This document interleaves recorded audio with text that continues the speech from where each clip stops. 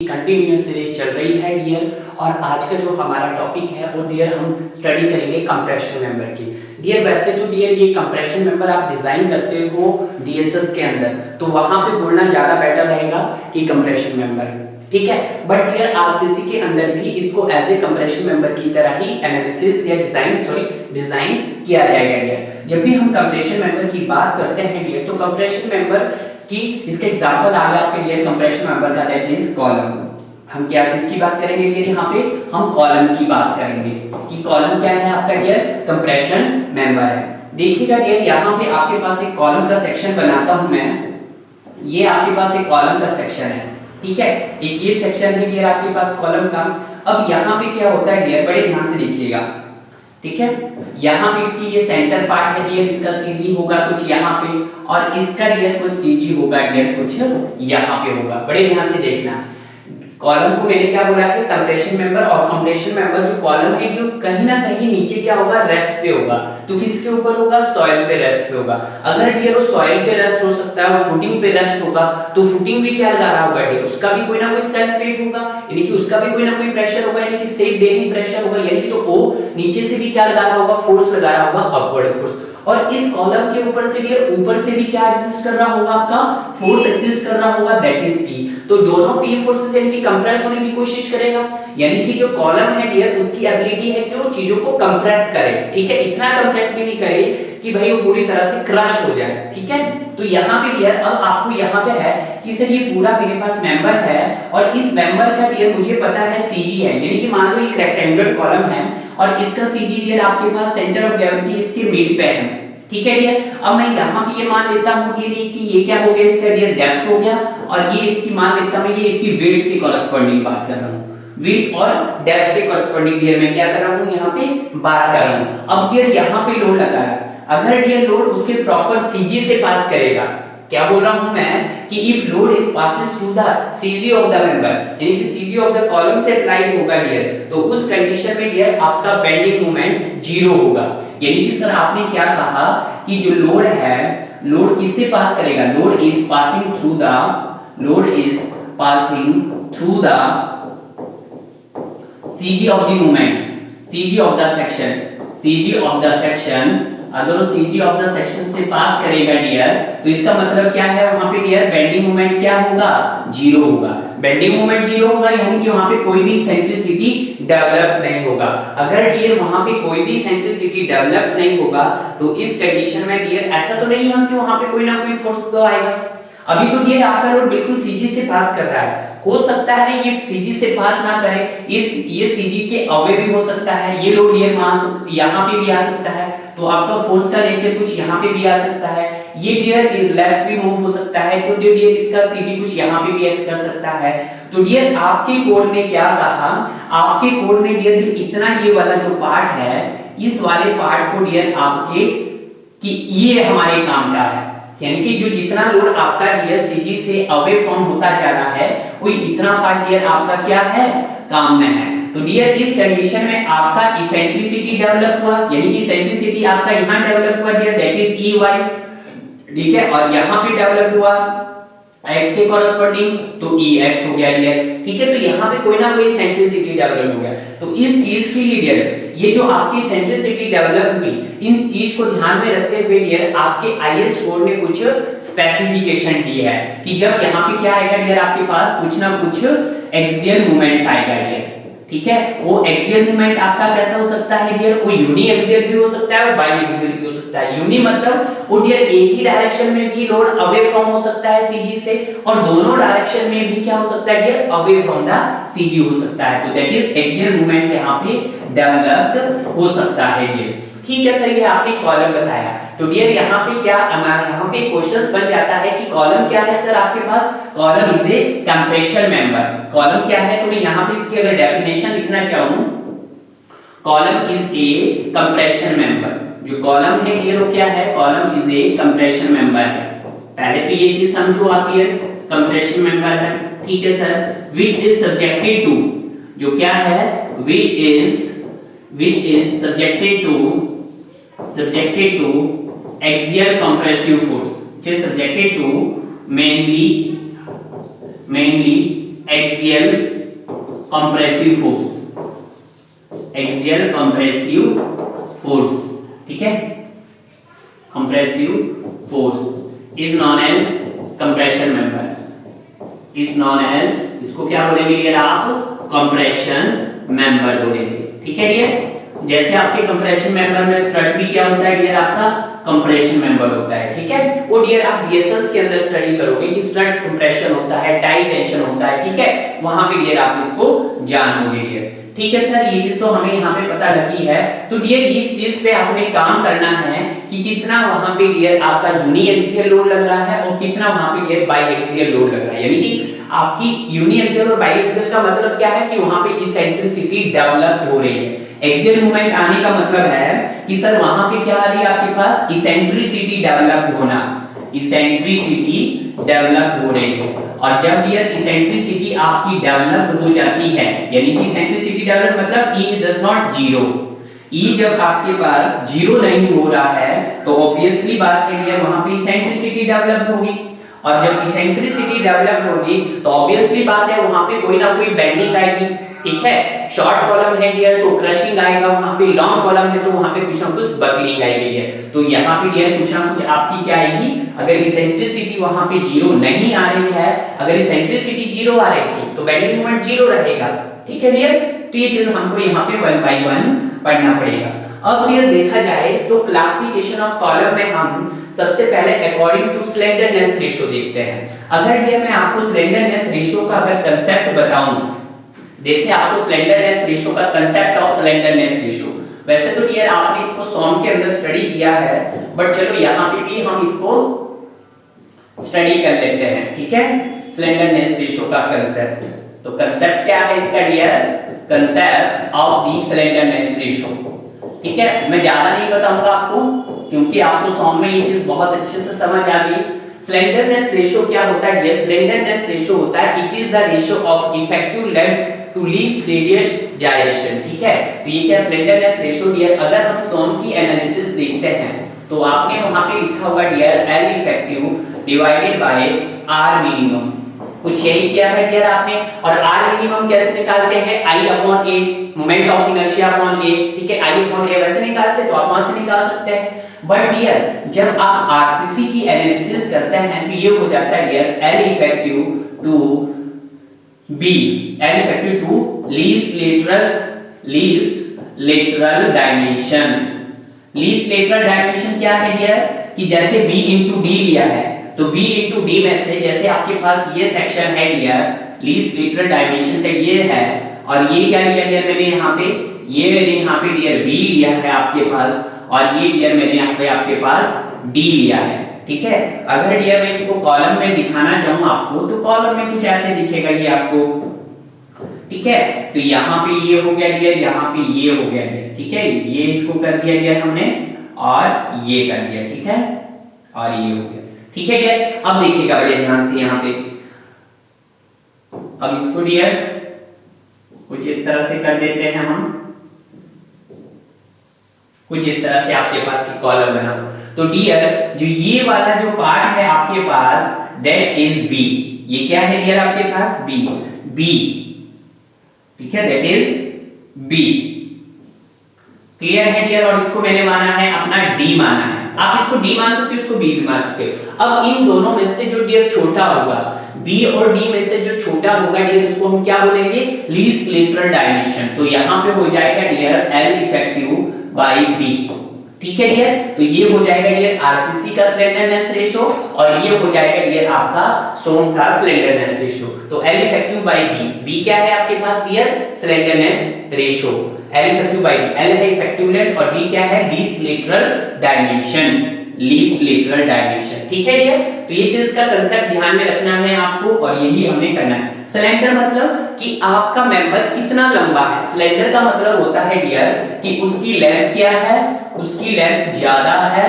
As compare to width, as compare to width. और B क्या है डियर उसका विड्थ इज क्या है डियर इसका कम है, लेंथ ज्यादा है विड्थ उसकी कम है डियर, ठीक है। तो इसी तरह से डियर जब हम यहाँ पे बात करते हैं according to slenderness ratio, classification of column देख रहे हैं डियर, तो क्लासिफिकेशन ऑफ में हम सबसे पहले देखेंगे स्लेंडरनेस रेशियो। तो डियर स्लेंडरनेस रेशियो में सबसे पहले आता है आपका पेडेस्ट्रल। तो हम यहाँ पे इसको थोड़ा सा मैं इसको थोड़ा सा अच्छा बनाने की कोशिश करता हूँ अकॉर्डिंग टू क्लासिफिकेशंस बता रहे हैं आपको। तो डियर थोड़ा सा हम इसको अट्रैक्ट कराने की कोशिश करेंगे, ठीक है डियर। एक होता है डियर आपका पेडेस्ट्रल और दूसरा होता है डियर आपका short column and long column, ठीक है डियर। एक शॉर्ट कॉलम होता है और दूसरा आपके पास लॉन्ग कॉलम होता है डियर, क्लियर है। ये चीज आपको ध्यान में रखना है डियर। अब ध्यान दीजिएगा डियर, आपको सबसे पहले आता है पेडेस्टल। सबसे पहले किसकी बात करेंगे डियर, हम पेडेस्टल की बात करेंगे। तो दैट इज पेडेस्टल, ठीक है डियर। और उसके बाद हम किसकी बात करेंगे डियर, शॉर्ट कॉलम की बात करेंगे, शॉर्ट कॉलम की बात करेंगे डियर। और उसके बाद डियर हम लॉन्ग कॉलम की बात करेंगे, ठीक है, दैट इज लॉन्ग कॉलम की बात करेंगे। और यहीं पे जेईई क्वेश्चंस पूछता है बहुत ज्यादा। अब डियर यहाँ पे एक चीज ध्यान रखना आपको, जो पेडेस्टल होता है और शॉर्ट कॉलम होता है एंड लॉन्ग कॉलम होता है डियर। जो पेडेस्टल क्या होता है डियर, पेडेस्टल आपके पास होता है जिसकी effective length when effective length यानी कि L effective is less than 3 times of least lateral dimension. B क्या है dear, 3 times of least lateral dimension. तो इसको जब हम डियर हम सॉल्व करेंगे तो ये क्या आ जाएगा, L effective by B is less than 3। तो एल इफेक्टिव बाय बी क्या है dear, slenderness ratio is less than 3, ठीक है डियर। बी क्या है आपके पास, लीस्ट लेटरल डायमेंशन, ठीक है डियर। तो व्हेन जब effective length is less then 3b यानी कि 3 times of least lateral dimension, b क्या है डियर, लीस्ट लेटरल डायमेंशन। तो ये चीज ध्यान रखो कि b क्या है आपके पास, लीस्ट लेटरल डायमेंशन, ठीक है। अब आता है डियर शॉर्ट कॉलम। तो शॉर्ट कॉलम में क्या होता है डियर आपके पास, जब स्लेंडरनेस रेशियो 3 से ज्यादा हो और 12 से कम हो डियर। डियर स्लेंडरनेस रेशियो क्या हो आपके पास, 3 से ज्यादा हो, यानी कि स्लेंडरनेस रेशियो आपके पास 3 से ज्यादा हो और 12 से कम हो डियर। तो 3 से ज्यादा हो स्लेंडरनेस रेशियो एंड 12 से कम हो डियर। 3 से तो ज्यादा है बट 12 से कम है, तो हम किसका यूज करेंगे, शॉर्ट कॉलम का यूज करेंगे डियर। और लॉन्ग कॉलम का यूज कब करेंगे डियर आप, जब आपके पास स्लेंडरनेस रेशियो 12 से ज्यादा होगी। तो स्लेंडरनेस रेशियो को डियर हम किससे डिनोट करते हैं, लैम्डा से डिनोट करते हैं। और लैम्डा क्या होता है डियर आपके पास, एल इफेक्टिव बाय बी होता है डियर। और बी क्या होता है डियर हमारे पास, that is least lateral dimension, ठीक है डियर। तो यहाँ पे आपका सारा का सारा कांसेप्ट क्या हुआ होगा, क्लियर हो गया होगा सर, ठीक है सर। पेडेस्टल क्या होता है, जिसका एल इफेक्टिव बाय बी यानी स्लेंडरनेस रेशियो लेस देन 3 होता है, that is pedestal. Short column जिसका स्लेंडरनेस रेशियो डियर 3 और 12 के बीच में होता है डियर, उसको हम बोलेंगे शॉर्ट कॉलम। और जिसका स्लेंडरनेस रेशियो 12 से ज्यादा होता है उसको बोलेंगे डियर लॉन्ग कॉलम। और किसी भी केस में डियर आपका स्लेंडरनेस रेशियो 60 से ज्यादा नहीं होना चाहिए। तो ये भी एक इंपॉर्टेंट पॉइंट है कि किसी भी केस में आपका dear slenderness ratio not more than 60 से ज्यादा नहीं होना चाहिए डियर, ठीक है।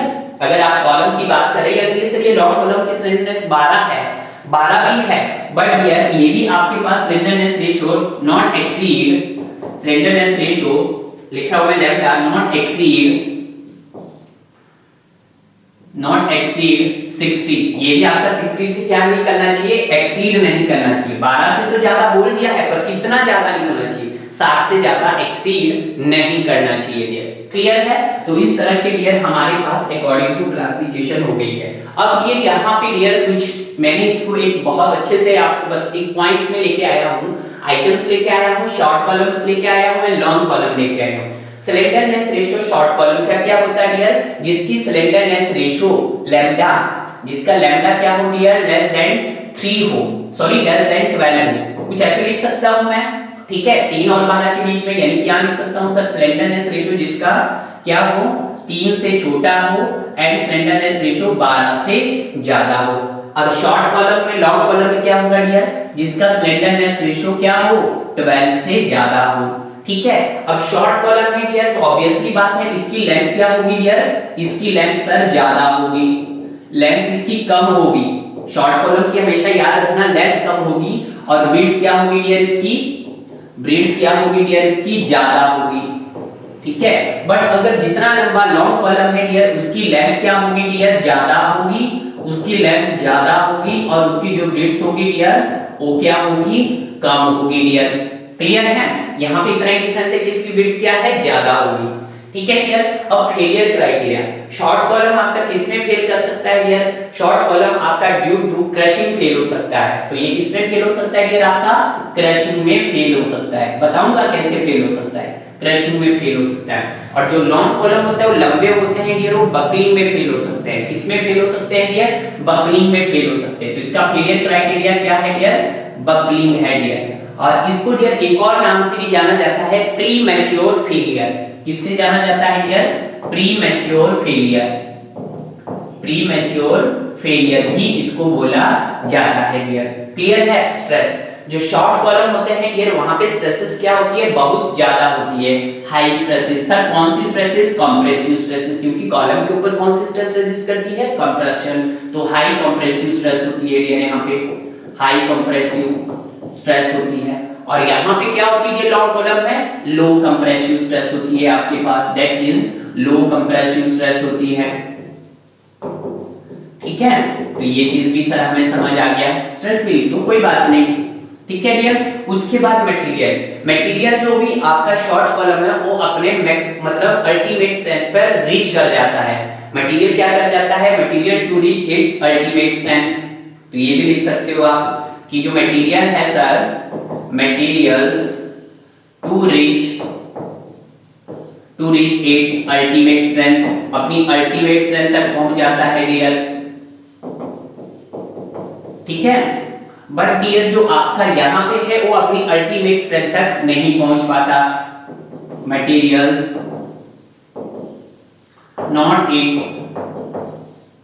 reach to its ultimate strength, ultimate strength, ठीक है डियर। तो ये चीज भी हमें यहाँ पे देखने को मिलेगी डियर। नेक्स्ट पॉइंट है कि सर डिफ्लेक्शन, जो ये शॉर्ट कॉलम होता है ऐसा नहीं कि वो क्रश हो जाएगा, उसमें डिफ्लेक्शन नहीं होगा, होगा बट बहुत कम होगा, तो दैट इज लो डिफ्लेक्शन होगा dear, that is low deflection होगा। बट डियर यहाँ पे क्या होगा, बहुत ज्यादा डिफ्लेक्ट करेगा, दैट इज हाई डिफ्लेक्शन होगा, हाई डिफ्लेक्शन होगा डियर, ठीक है सर। और लोड डियर आपका लोड कैरिंग कैपेसिटी होगी, शॉर्ट कॉलम की लोड कैरिंग कैपेसिटी क्या होगी डियर, हाई होगी, ठीक है। और जो डियर इसकी लोड कैरिंग कैपेसिटी होगी वो क्या होगी डियर आपके पास, लो होगी, ठीक है। तो ये सारे के सारे पॉइंट है डियर जो किसी ना किसी एग्जाम में आपसे ये पॉइंट डियर पूछे जाएंगे। या तो डियर वो आपको स्लेंडरनेस रेशियो पूछ लेगा, या डियर वो आपको फेलियर क्राइटेरिया पूछ लेगा, या डियर आपसे स्ट्रेसेस पूछ लेगा, या डियर आपके मटेरियल्स को पूछ लेगा, या डियर वहां से वो आपको डिफ्लेक्शन क्राइटेरिया पूछ लेगा, या डियर आपसे लोड कैरिंग कैपेसिटी हो यहां से पूछ सकता है। तो ऐसा नहीं कि एग्जामिनर यहां से नहीं पूछ सकता, यहां से भी एग्जामिनर डियर आपके एईजेई में तो डियर यहां से बम्बार लगी होती है, एईजेई के अंदर ही नहीं ईएससी लेवल के क्वेश्चन भी यहां से बन जाते हैं डियर आपके, ठीक है। तो ये चीज तो आप गांठ खोल के सुन लीजिएगा कि यहाँ पे क्वेश्चंस तो बनने ही बनने वाले हैं डियर। क्लियर है डियर। अब देखिएगा, अब यहाँ पे थोड़ा सा समझ लेते हैं डियर। यहाँ पे आपके पास ये कॉलम है डियर, ये लॉन्ग कॉलम है, सॉरी शॉर्ट कॉलम है। यहाँ पे किसका नाम देते हैं, इसको शॉर्ट कॉलम नाम देते हैं, थोड़ा सा छोटा बना देता हूँ, ठीक है।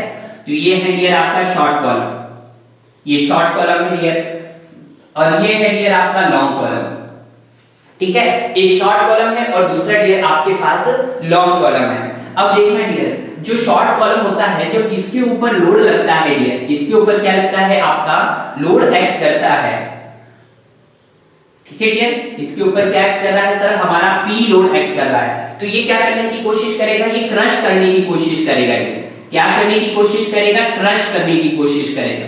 तो जब ये क्रश करने की कोशिश करेगा तो अपने मैक्सिमम अल्टीमेट स्ट्रेंथ तक पहुंचने की कोशिश करेगा, क्योंकि क्रश हो जाएगा।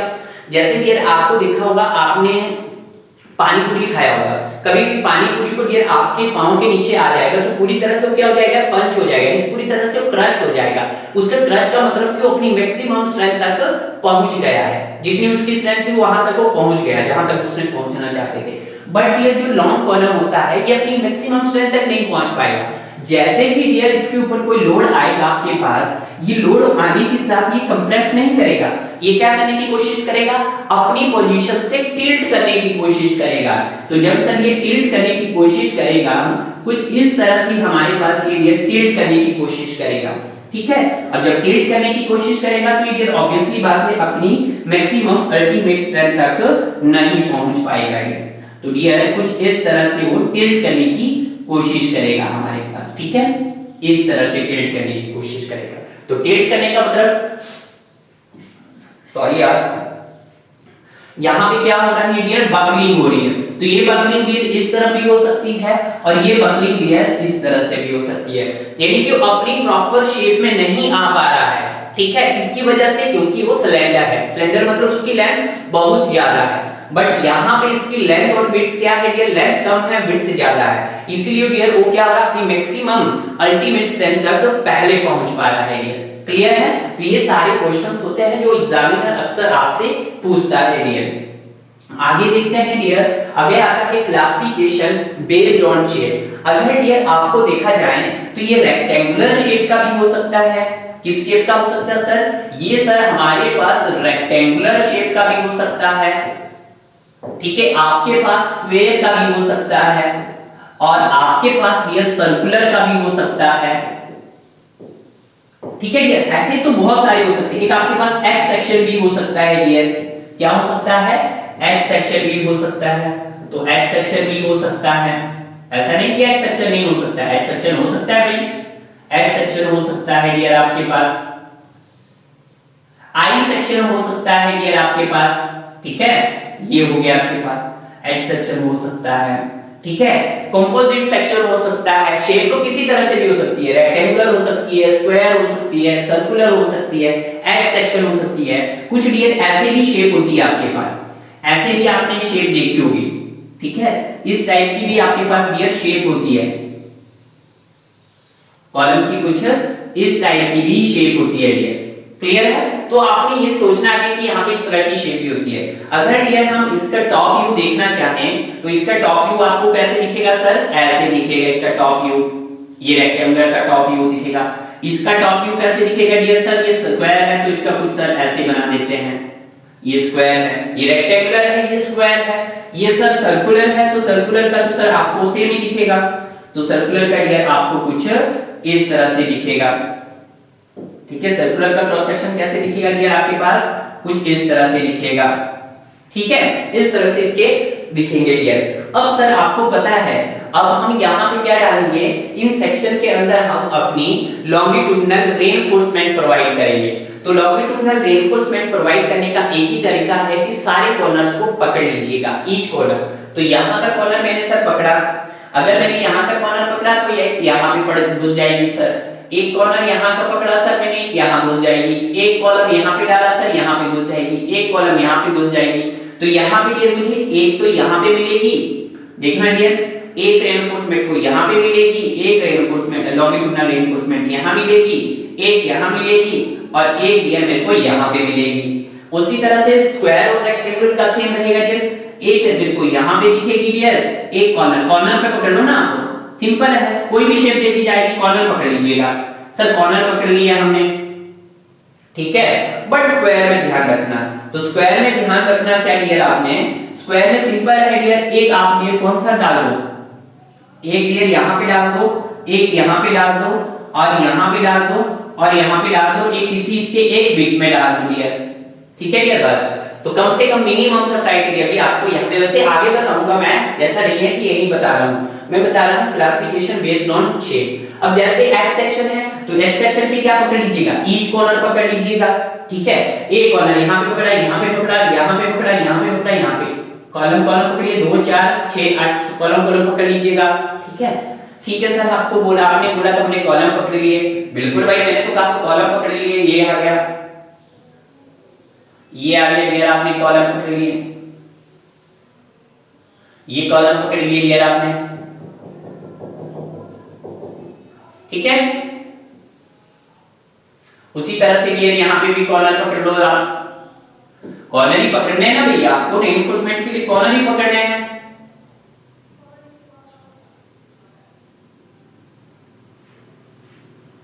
कॉर्नर पकड़ने हैं तो ये लीजिए, पकड़ लीजिएगा, ये पकड़ लीजिएगा, ये पकड़ लीजिएगा एंड ये पकड़ लीजिएगा। कॉर्नर कॉर्नर पकड़ लिया आपने, ठीक है, कोई बात नहीं, ठीक है। इसको थोड़ा डार्क कर लेते हैं भाई, इसको ऐसे ही पूरी रखेंगे हम, ऐसे कर लीजिएगा ये,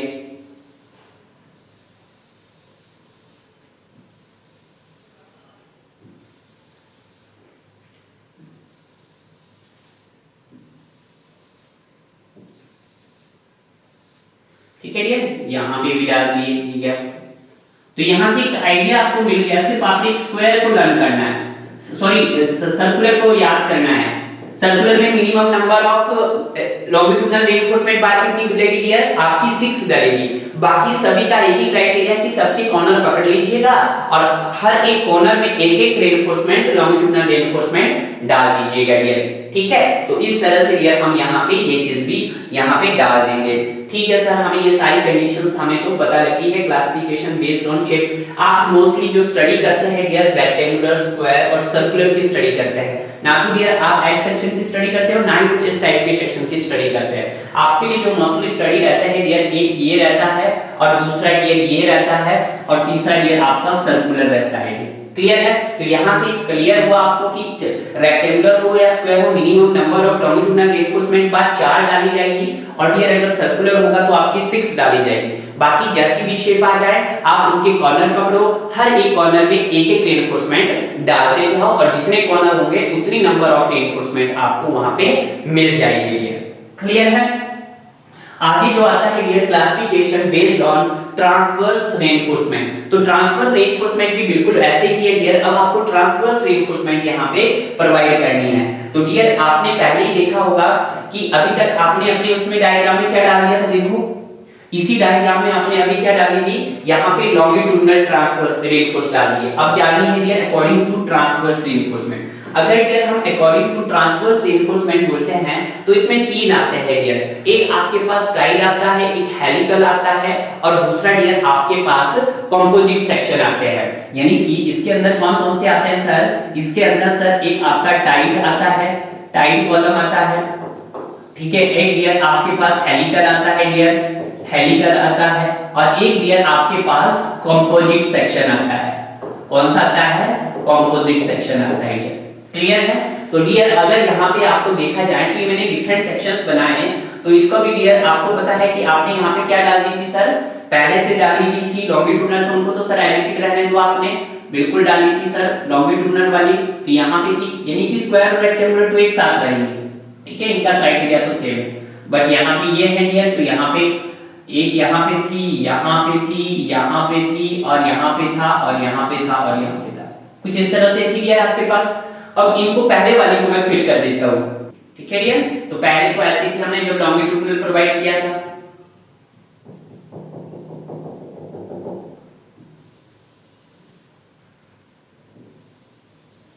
देखते जाना बिल्कुल, यहाँ पे समझना है आपको, हेलिकल भी समझ आ जाएगी आपको।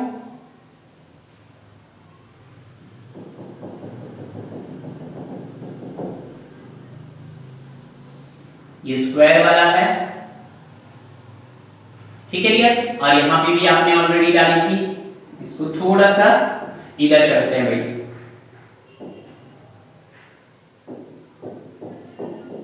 छह डालनी आपको कम से कम।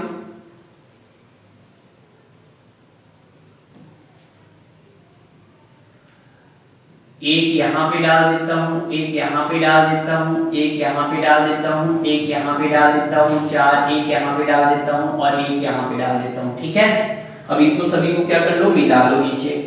तो ये हो गई डियर एक, आपके पास ये हो गई डियर, और आपके पास ये हो गई और ये हो गई, और इसको भी नीचे ला दो डियर, ये हो गई और डियर ये हो गई, क्लियर है। इस तरह से आपने यहाँ पे सारे पे डाल दी है डियर, अपनी पहले से डाली थी ये तो, ठीक है। अभी आपने यहाँ पे क्या डाली, ट्रांसवर्स रीइंफोर्समेंट। ट्रांसफर कुछ नहीं है डियर, अगर आप इनको लॉन्गिट्यूडिनल को ऐसे ही रहने देंगे, बिल्कुल अगर आपने सेक्शन में डियर ऐसे ही डाल देंगे तो ये क्या होगी डियर, आपस में इधर उधर डियर क्या करने की कोशिश करेगी, स्प्लिट करने की कोशिश करेगी। तो डियर इसको मुझे क्या है, इधर उधर उसको खिसकने नहीं देना, तो मुझे क्या करना पड़ेगा, इसको बांधना पड़ेगा, क्या करना है, अगर मुझे यहाँ पे मैंने ये दो तो डाल दी है, अब इन दोनों को क्या करूं, किसी रस्सी से बांध देता था मैं, तो यहाँ पे भी डियर जिससे हम बांधेंगे एक वो भी क्या होगी, ट्रांसवर्स रीइंफोर्समेंट, यानी कि हिंदी भाषा में बोला जाएगा कि सर वो कितने एमएम की होती है, 4 सूत की होती है आसपास है, ठीक है, 3 सूत की होती है सॉरी, ठीक है।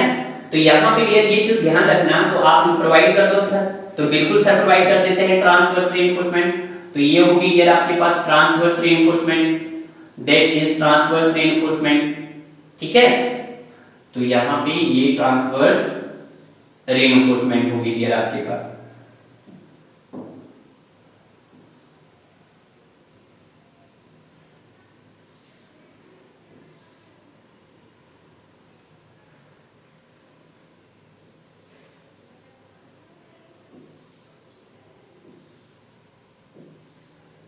That is transverse reinforcement, ठीक है डियर। ये क्या डाल दी मैंने सर, ये ट्रांसवर्स reinforcement डाल दी, ठीक है डियर। क्या डाल दी मैंने, ट्रांसवर्स reinforcement। तो यहाँ पे दोनों reinforcement को मैं लिख देता हूँ, यानी कि सर ये क्या डाली आपने, longitudinal reinforcement डाली, तो that is longitudinal reinforcement, longitudinal reinforcement।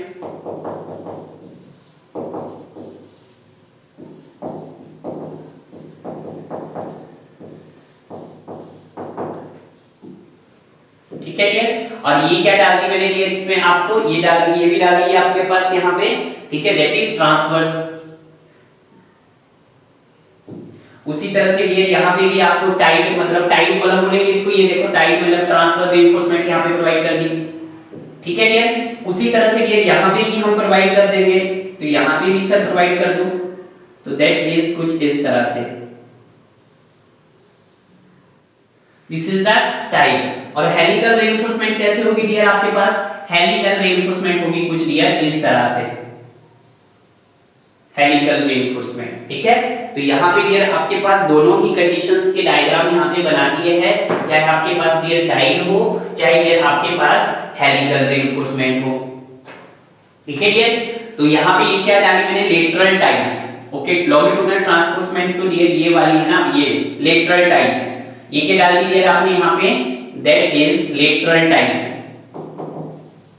Lateral ties. तो यहाँ पे भी क्या डाली डियर आपने, ये लेटरल टाइज,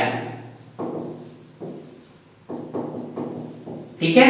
और यहाँ पे क्या डाला डियर आपको, यहाँ पे डाला आपने डियर दैट इज हेलिकल।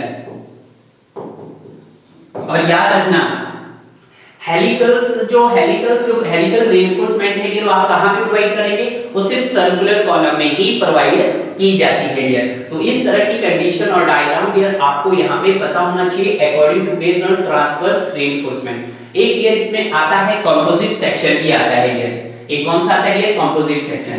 तो कंपोजिट सेक्शन में बाद में करवाऊंगा, पहले इसको देख लेते हैं, क्लासिफिकेशन बेस्ड ऑन लोडिंग। पहले आता है डियर कंसेंट्रिकली लोडिंग और दूसरा आता है डियर एक्सियली लोडिंग। अब देखो डियर यहाँ पे हम इसको पीछे भी हम देख सकते थे, अब आपको डियर यहाँ पे डायग्राम दिख रहा होगा, ये डायग्राम का इसका सीजी मान लेते हैं कुछ इस तरह से डियर, इसका सीजी कुछ इस तरह से डियर आपके पास, इसका सीजी कुछ इस तरह से है डियर आपके पास। अब बड़े ध्यान से देखिएगा, अगर डियर आपका लोड ये P है, अगर ये लोड इसके सीजी से पास कर रहा है, अगर लोड क्या है डियर आपका सीजी से पास कर रहा है, सीजी से पास कर रहा है मतलब वहां पे बेंडिंग मोमेंट क्या है डियर, 0 है। तो इसको कौन सी कंडीशन देंगे हम, कंसेंट्रिकली लोडेड कंडीशन। कौन सी कंडीशन देंगे इसको dear, concentrically loaded condition dear. But dear अगर आपका लोड क्या है डियर, अब वहां पे इसेंट्रिसिटी लोड कैसे एक्ट कर रहा है, थोड़ा सा away from the CG act कर रहा है, तो away from the CG dear कुछ यहाँ पे एक्ट कर रहा है, तो यहाँ पे भी इसेंट्रिसिटी डेवलप हुई, that is E Y, Y के कॉरस्पॉन्डिंग।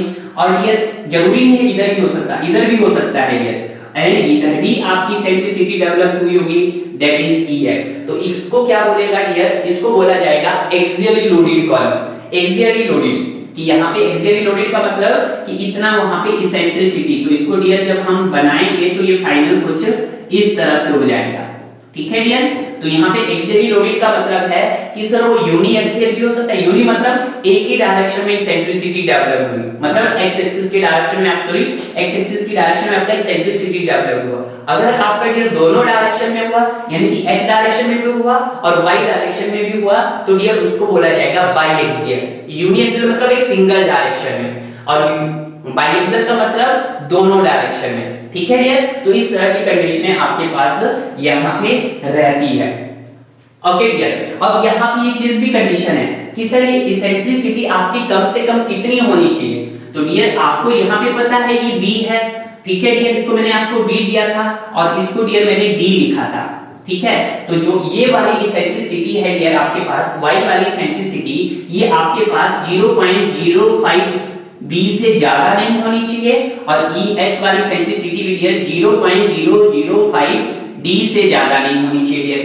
ये कंडीशन आपको बहुत अच्छे से होनी चाहिए, यानी कि 5% बोल सकते हैं। 0.05 मतलब 0.05, यहाँ पे 16 है 5%, कि जो कॉलम की जो इसेंट्रिसिटी है वो कम से कम कितनी होनी चाहिए यार, 5% से ज्यादा नहीं होनी चाहिए। 5% इधर भी 5% और इधर भी 5%, अकॉर्डिंग टू विड्थ भी 5%, अकॉर्डिंग टू डेप्थ भी 5% होनी चाहिए, इससे ज्यादा नहीं होनी चाहिए। तो उसी कंडीशन को डियर यहाँ पे ध्यान रखते हुए मैंने आपको क्या लिखा, कंसेंट्रिकली लोडेड।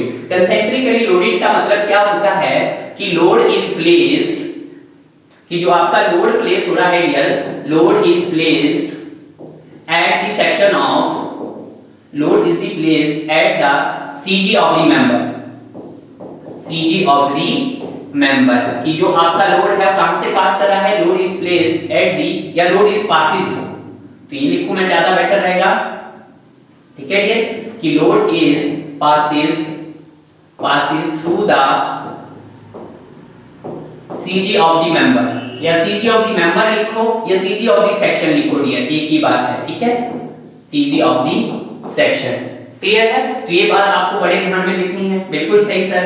तो यहाँ पे डियर एक सेक्शन ही है आपके पास कुछ इस तरह से, और डियर यहाँ से लोड पास कर रहा था कुछ इस तरह से, और डियर यहाँ पे CG है, इसके आपके मेंबर का CG है, और यहाँ से डियर लोड एक्ट कर रहा है, यानी कि आपके पास CG से, अगर ये लोड CG से पास हो रहा है तो इसका मतलब क्या है कि सर वहां पे बेंडिंग मोमेंट 0 आ रहा है। बेंडिंग मोमेंट 0 कब आता है, जब सर वहां पे इसेंट्रिसिटी 0 है। तो इसेंट्रिसिटी तो है नहीं, इसेंट्रिसिटी क्या होती है कि लोड उसके CG से अवे फ्रॉम लग रहा है, बट यहाँ पे लोड कैसा लग रहा है, उसके CG पे एक्ट कर रहा है डियर, क्लियर है। एक्सियल लोडेड कॉलम में क्या होता है डियर, जब एक्सियली लोडेड कॉलम में भी आपके पास क्या होता है, load is placed at any eccentricity, कि लोड कैसे प्लेस हो रहा है आपको, कोई एक any eccentricity within 5% of least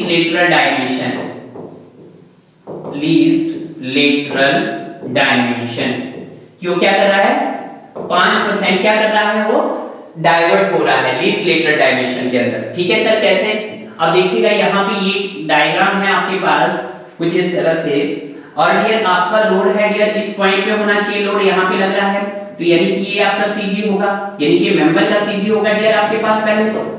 ठीक है, तो यहाँ पे क्या बोला जा रहा होता कि जो आपका डियर लोड का CG है वो आपके मेंबर के CG से पास होना चाहिए, बिल्कुल सर यहाँ से पास होना चाहिए, बट यहाँ पे ऊपर क्या, तो सेक्शन को बोलेंगे कंसेंट्रिकली लोडेड। अगर डियर वो पास नहीं किया मतलब वो 5% क्या हो गया, डाइवर्ट हो गया, यानी कि इधर उधर 5% डियर वो इस डायरेक्शन में भी जा सकता है, ठीक है, और 5% इधर डायरेक्शन में गया आपका 5%, ठीक है डियर, तो दैट इज 5% इधर गया, तो दैट इज EY, एंड 5% ही डियर आपका इधर गया, तो दैट इज EX, ठीक है डियर।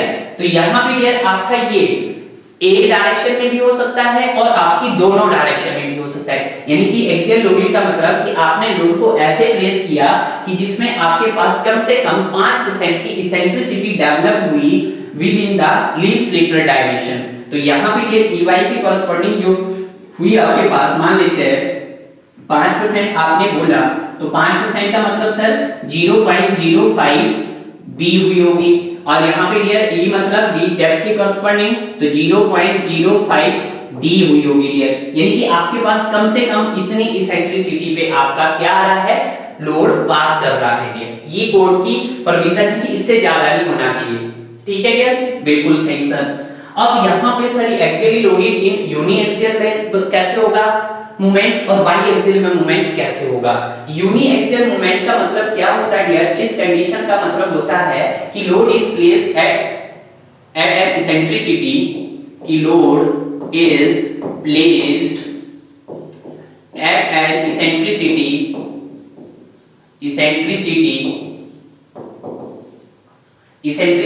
अबाउट वन एक्सिस, एक एक्सिस के अलोंग क्या कर रहा हो डियर, इसेंट्रिसिटी डेवलप हो रही है, यानी कि यूनी मतलब सिंगल डायरेक्शन, यूनी मतलब आपका सिंगल डायरेक्शन, और मतलब आपके पास बाई एक्सियल मतलब दोनों direction, double direction, both direction लिख सकता हूं,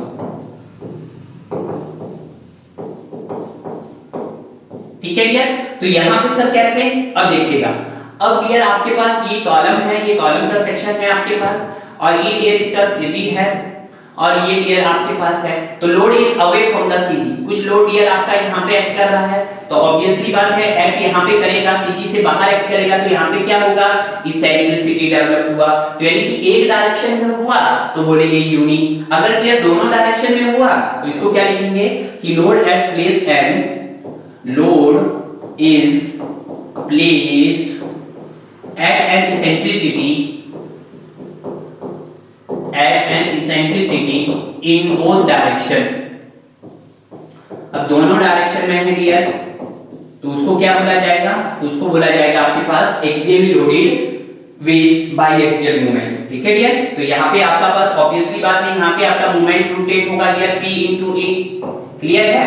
तो यहाँ पे भी डियर हमारी कंडीशन कुछ ऐसे ही बनेगी, ये है डियर आपके पास कॉलम, ठीक है, और लोड की डायरेक्शन है डियर कुछ आपके पास ये मान लेते हैं, कुछ ये आपका सीजी पे एक्ट होना चाहिए था यहाँ पे, बट सीजी पे तो एक्ट नहीं कर पाया, वो क्या हुआ dear, away from the CG हो गया डियर पी। अगर अवे दोनों डायरेक्शन में है तो दोनों डायरेक्शन में होने का बावजूद डियर आपका इसेंट्रिसिटी यहाँ पे भी डेवलप हुआ, दैट इज ई वाई, और डियर आपका यहाँ पे भी डेवलप हुआ, दैट इज ई एक्स, दोनों डायरेक्शन में मूवमेंट आ रहा है डियर। तो यहाँ पे भी डियर आपका इसका मूवमेंट भी आया होगा डियर, तो that is P into E, ठीक है।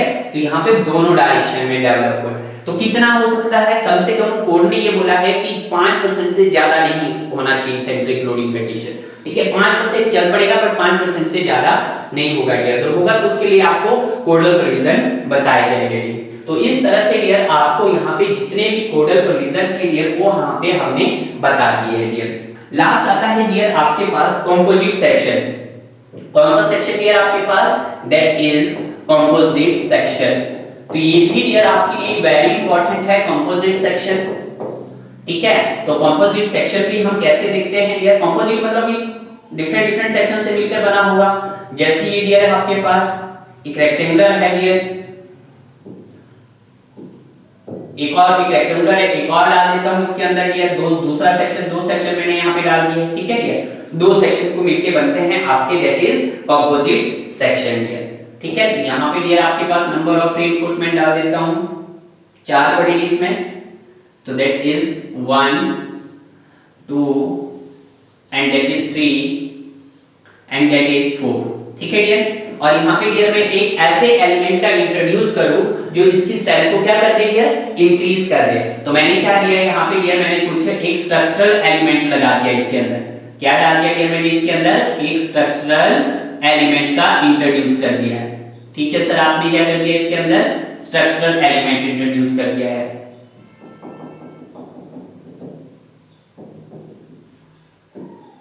क्या इंट्रोड्यूस कर दिया सर आपने, स्ट्रक्चरल एलिमेंट इंट्रोड्यूस कर दिया है, या क्या इसको मैं बोल सकता हूं स्ट्रक्चरल स्टील सेक्शन इंट्रोड्यूस कर दिया मैंने, इसको बोला जाएगा स्ट्रक्चरल स्टील सेक्शन दिया है,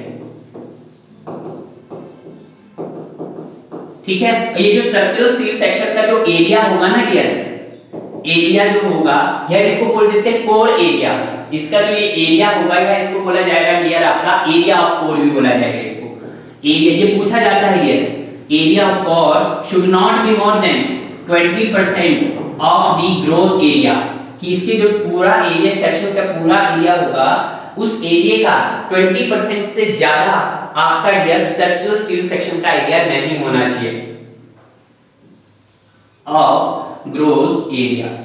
ठीक है डियर, तो इस तरह से डियर जितनी भी आपको यहाँ पे इंपॉर्टेंट टर्मिनोलॉजी बताई गई है, जितने टाइप की क्लासिफिकेशंस आपको यहाँ पे बताई गई है डियर, वन बाय वन मैंने एक्सप्लेन आपको जहां तक हुआ, आपको कंसेप्ट क्लियर हुआ डियर।